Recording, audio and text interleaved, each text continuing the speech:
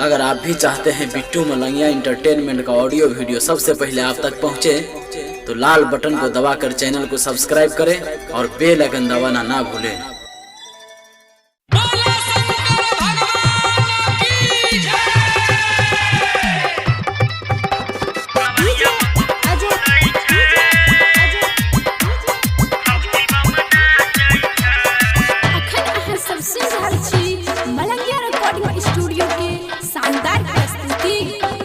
कावरिया बम बम बोलै छै,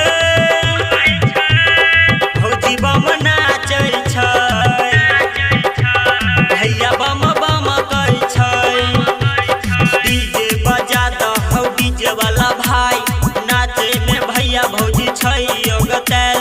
हुमच हुमच के कांवर ललकै तोर, नाचै छै भौजी बम बारा बिजोर।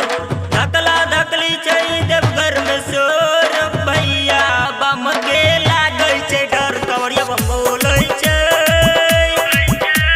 भौजी बम नाचै छै,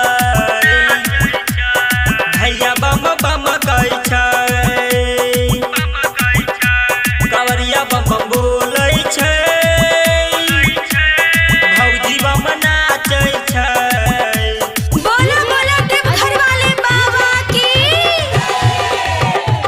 कावरिया बम बम बोलै छै, भौजी बम नाचै छै।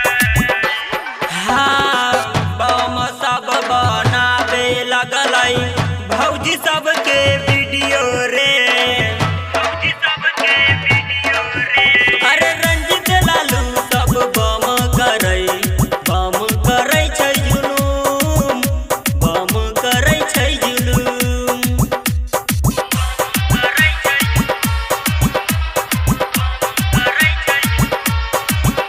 अरे रंजित लालू सब बम करै छै जुलूम, बम करै छै जुलूम।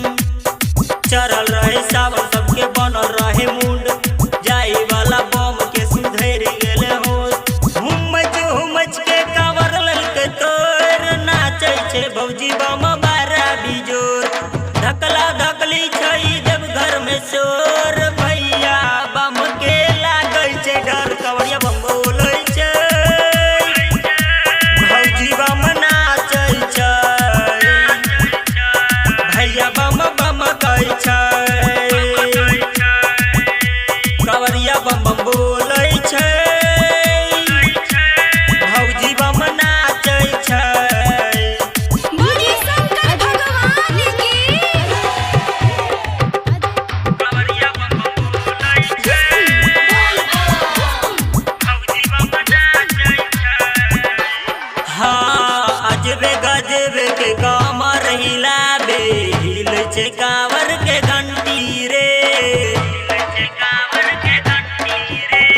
कांवर सजाई के इतना ही भौजी होठ दुनु करने छै लाल, ठोर दुनु करने छै लाल।